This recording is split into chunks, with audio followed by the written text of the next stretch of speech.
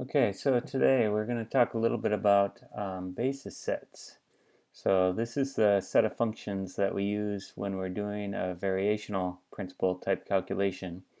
Psi trial is equal to a sum over a bunch of functions. That set of functions, that's your basis set.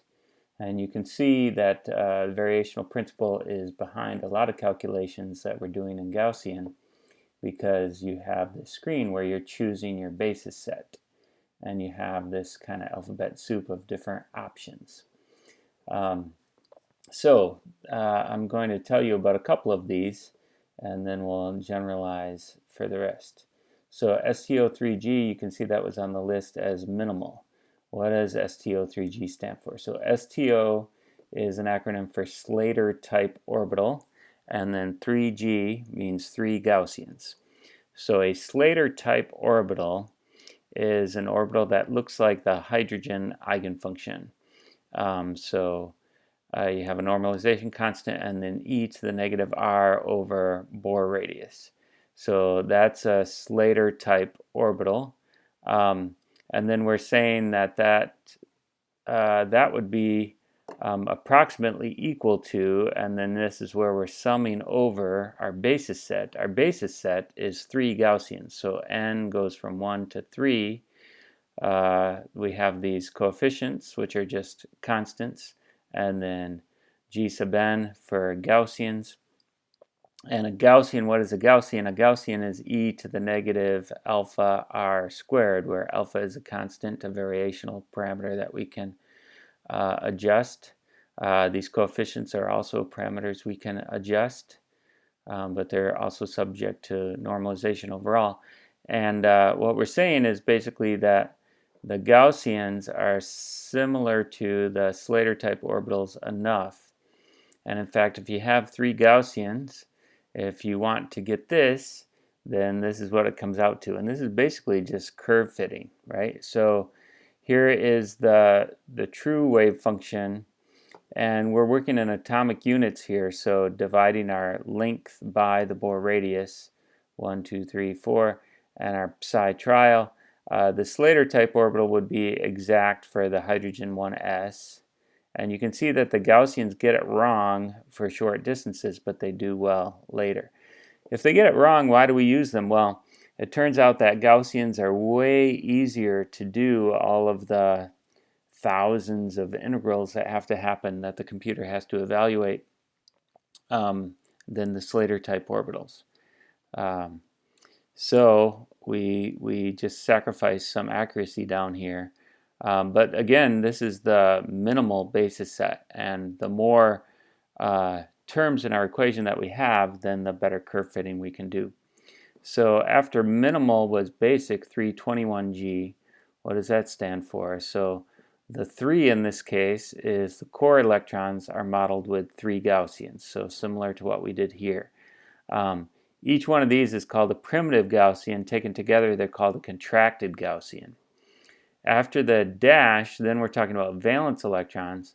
The valence electrons are modeled with a contracted Gaussian made of 2, that's the 2 primitive Gaussians, and an additional contracted Gaussian made of 1 primitive Gaussian, which is actually just a primitive Gaussian.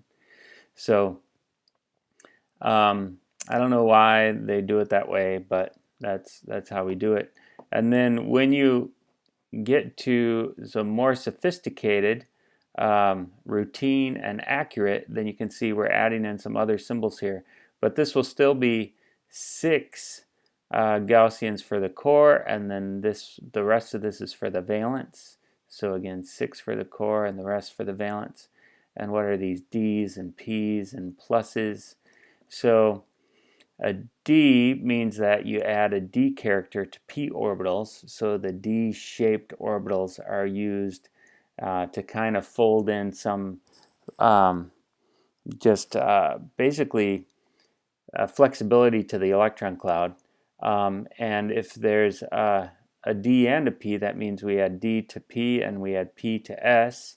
And then the plus means adding diffuse, so small exponent, large volume Gaussians.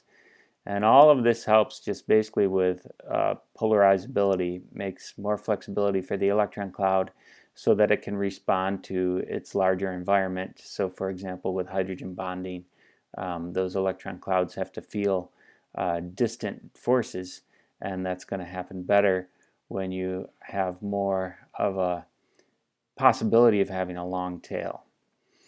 But I mean, basically what it comes down to is the more functions you have, the better curve fitting you can do.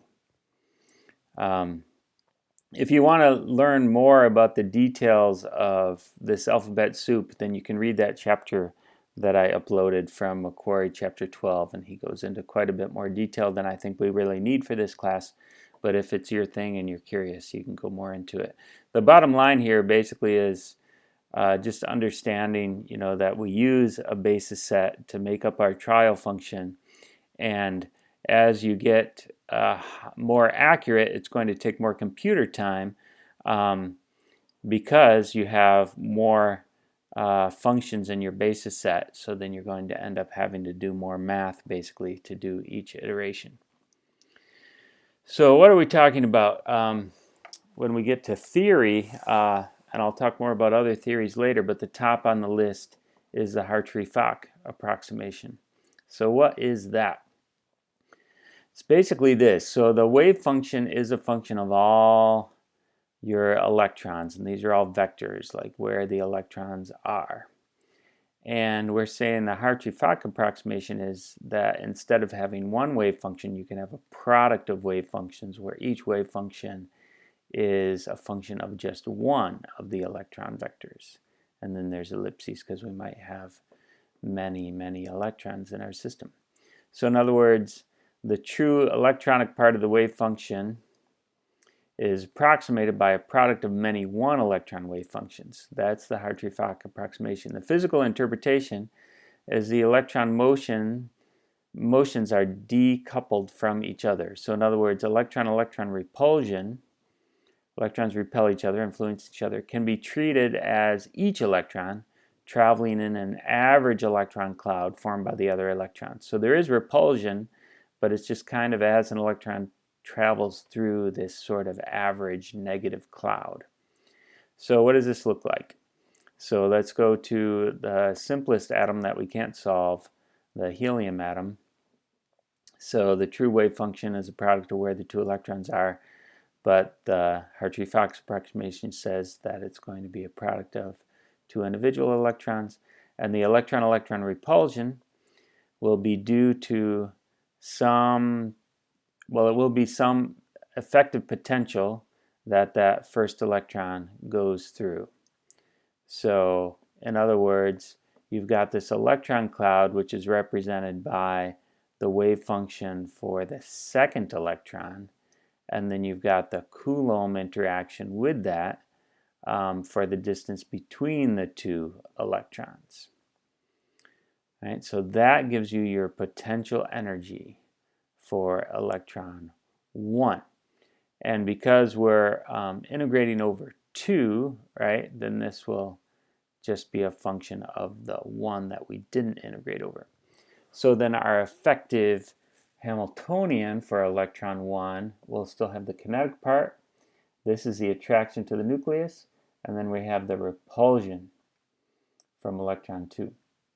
So then we have a new Schrodinger equation where we can just operate on electron 1, and we get the energy of just electron 1. So it's a one electron effective Schrodinger equation, and we should solve for psi. But we need the psi for electron 2 in order to get the V effective. Okay, so it's kind of a chicken and egg problem, but what we do is we just go ahead and guess some psi. So maybe we just use the solutions to the hydrogen, for example. And we calculate the V effective.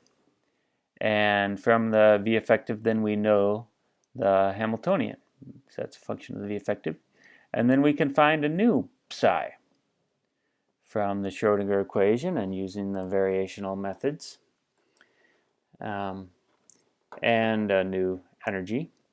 And if it's the same as our guess, then we're done. It's converged. If it's not, then we plug in the new psi as a new guess, and we get a new potential and a new Hamiltonian. We calculate a new psi, and we keep cycling until there's no change from the incoming guess to the new psi, and then we say it's converged. This kind of process is called a self-consistent field. You keep going until the field stops changing, until it's consistent with itself. And then we can also use this to update our bond links, and if it's a molecule, and then cycle again. So there can be another larger cycle outside of this cycle. But anyway, that's what the computer's doing. You're using your basis set as your initial guess, and to calculate your V effective, you're finding your new psi using your variational principle and minimizing for all your parameters, and you're doing the cycle. So that's what Hartree-Fock is all about. One other thing I wanted to talk to you about today is just the connection to linear algebra. There are several connections to linear algebra and quantum mechanics, but linear algebra is not a prerequisite for this class, so I'm just going to lightly touch on it for those of you who do know linear algebra. I think you might find this interesting, and it might also help you understand a little bit what your computer's doing. So we know from the Pauli principle that we need antisymmetric wave functions, and we can use determinants to automate that. So a simple example that we can just write down, for helium we know we have 2 electrons, and for it to be antisymmetric, here's a normalized wave function where we got electrons spin up and spin down in the 1s orbital, and because the electrons are indistinguishable from each other, we have them also spin down and spin up. This is equal to this determinant, right? Because it's diagonal this times this, that's this term, minus the next term over this times this. And if you've taken linear algebra, you know what I'm talking about. You know how this determinant works. Okay, if we extend this, if we have 2n electrons, then we need a whole bunch of columns, a whole bunch of rows, 1 through 2n, and a whole bunch of columns, 1 spin up, 1 spin down through n spin up and spin down, so that also will be 2n wide. So 2n rows, 2n columns, and that will give us our antisymmetric wave function if you evaluate that determinant. And by the way, each one of these functions here is our psi trial, or I have it as phi here, and that has a basis set. So you can imagine each one of these is a sum of a whole bunch of functions, and you can start to see why we need a computer rather than doing this by hand. It's a lot of functions. All right, let's go ahead and go forward with this and think about how do we do a calculation on a wave function of 2n electrons. We're going to be working in atomic units, so we don't have to have all of these crazy constants all the time. So atomic units, and you had this on our second lab that we did on MathCAD. It's kind of spelled these out, but here they are again. So h bar squared over me we set equal to 1. We set this whole selection of constants equal to 1. The Bohr radius is equal to 1. And so then if you combine all of these together, this is equal to 1, and this is an energy, and that is called a Hartree. And Gaussian works in Hartrees. I think most of the units are. So then this really simplifies what your Hamiltonian looks like. So the Hamiltonian, still you got the negative 1/2, but then we have the kinetic part for every single electron. And here we have the potential part for each electron interacting with the nucleus, because this is the distance from the nucleus to the electron. And then this is the electron-electron repulsion term. So that's why you have a distance between two electrons, Rij. So kinetic energy of the jth electron, attraction of the jth electron to the nucleus, and repulsion of the electron I to J. And so we don't double count. J is just greater than I here. I think this is summing. This must be summing over I. I think I might have that wrong. I think that should be I greater than J. Sorry about that.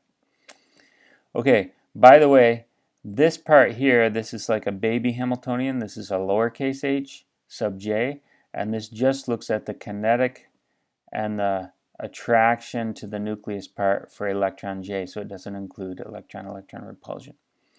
So it can be shown that for the Schrodinger equation for this multi-electron atom, the energy ends up being this. So what are these things? So I sub j, capital I sub j, that's here. This is just the baby Hamiltonian, this lowercase h hat, in the trial function. And so this is just the electron kinetic and attraction to the nucleus, summing over these trial functions, which are multiple terms, right? And then you have the Coulomb integral for the electron-electron repulsion. So you can see that's the J over here. And then you have this weird thing. It's called an exchange integral that also falls out of solving the Schrodinger equation. And you've got I for electron 1 and the trial function, and J for electron 2, and I for electron 2 and J for electron 1. And this has no physical interpretation. It simply arises from the antisymmetric property of the wave function from the Pauli principle. So this term in our big old determinant here, after it's operated on by the Hamiltonian here, has no physical interpretation and wouldn't exist if it weren't for the Pauli principle. So that's weird and kind of hard to talk about and very abstract. But anyway, it's one of those weird things of quantum mechanics that I just want you guys to be exposed to. I don't think we'll have any related problem sets or even exam questions, I don't think, about this. But it's just one of those things that I want you to hear about, kind of like electron spin. It's very abstract, and there's no physical, there's not even a metaphor in this case for us to understand this. All right, that's it for today. And I'll talk to you more about other approximate methods beyond Hartree-Fock on Friday.